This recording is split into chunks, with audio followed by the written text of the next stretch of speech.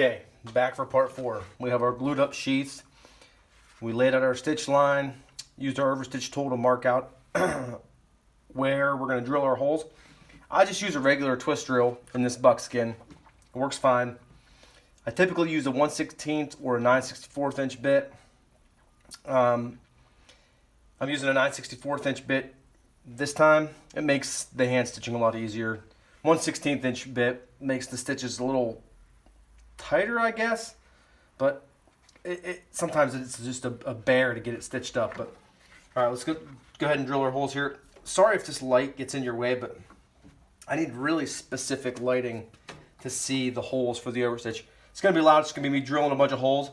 Then we'll go over and I'll show you how to stitch up. So we'll start your stitches, and then yeah, that'll basically be a completed holster or completed sheath. I keep saying holster.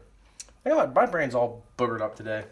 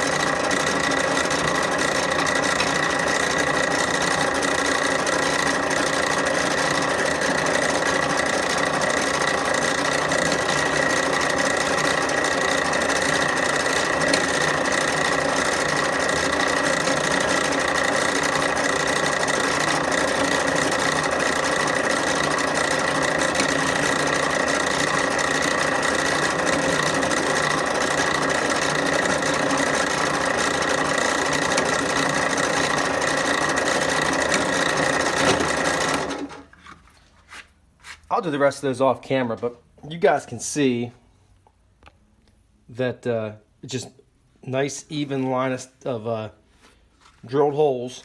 And we can clean these up a little bit better too with some sandpaper or something. But yeah, then all we got to do is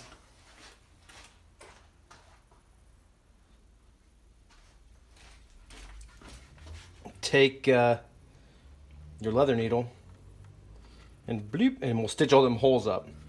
I'm gonna keep recording and me drilling the rest of these holes, but if you want to see me stitch, you can skip ahead.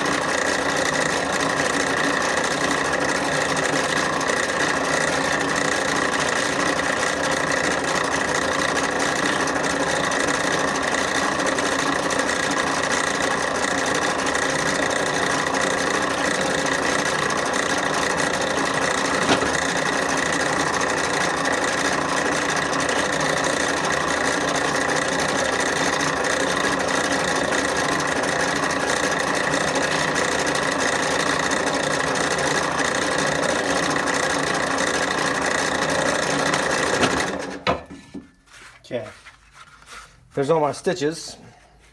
I'm gonna grab a piece of sandpaper and clean up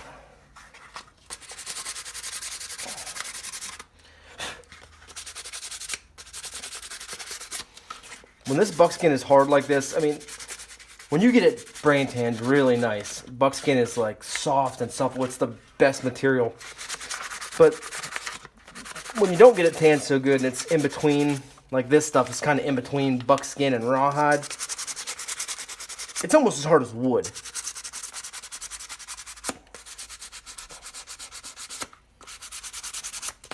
So, I'm never scared to take the sandpaper to it. Actually, that's a piece of, I need to get a, yeah, there we go.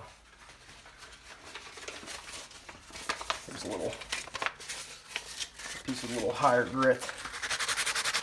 I wouldn't go too high grit and scratch it all. That was a piece of 800 grit I had in my hand. This is a piece of 320 grit, which is a little more suited to the task at hand here of getting some of these holes flattened back out.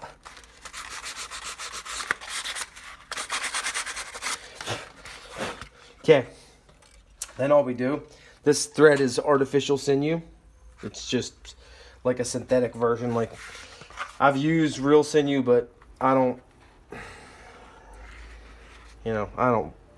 have enough time to go and process all the sinew from a piece of a deer's backstrap or a hind quarter. But yeah, you just stitch up the holes, and I try to do as few knots as possible. There are ways to do it knotless. I do not know how to do it. So I just I stitch up one way as tight as I can, and then I come back the other direction.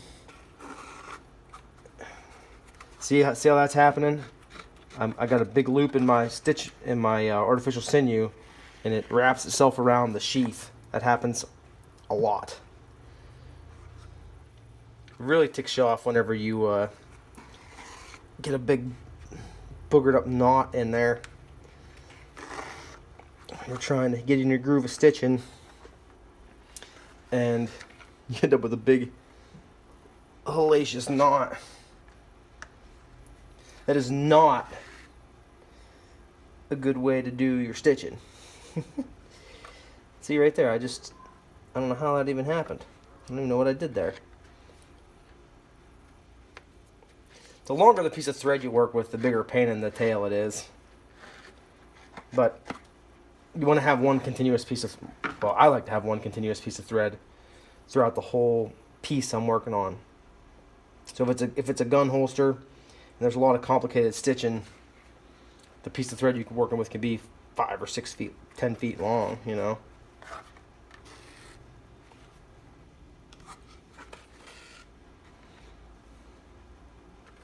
But that's basically it. So I'm going to turn this video off. We're going to get this baby all stitched up. I'm going to figure out how I want the belt loop to be on there. Maybe I'll bring you back for a couple seconds for that. But then I'm just going to get this all stitched up. And maybe, like I said, maybe bring you back for the belt loop. If I don't bring you back for the belt loop, I'll definitely bring you back for wet molding this, because, you know, when you have a piece of leather, yeah, it's semi-waterproof, but particularly buckskin brain tanned leather, if you do not smoke it, this is unsmoked buckskin. If you don't smoke it and you get it wet, you basically turn it straight back into rawhide. So, in my experience, which is not, you know, I'm not an expert by any means at basically anything, but if you get my buckskin damp and wet molded around like a knife or a gun or whatever piece you're working on, you can make a holster that's still, or a sheath that's still pretty supple, but also will hold the shape of whatever it is you're molding around. So I'll bring you back for that. Okay? Don't forget to like and subscribe. Thanks.